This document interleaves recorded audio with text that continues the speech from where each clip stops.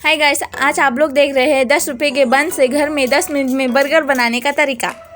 इसके लिए आपको चाहिए बन, टमाटर, गाजर, प्याज, थोड़ा सा बेसन, 2 अंडे, सॉस और बटर।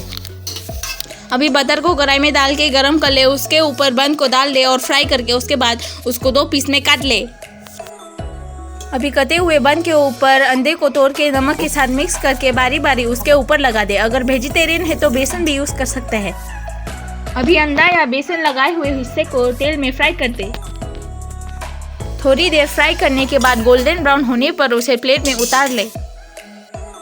ये देखिए फ्राई हो गया। अभी इसको कटे हुए गाजर, प्याज और टमाटर के साथ सजा दे। ऊपर से धनिया भी डाल दे और सॉस भी डाल दे। अगर आपको कुछ और डालना है तो वो भी डाल सकते हैं। खुशबू तो बहुत बढ़िया आ रहा है। आप लोग भी घर में बना के खाइएगा ज़रूर।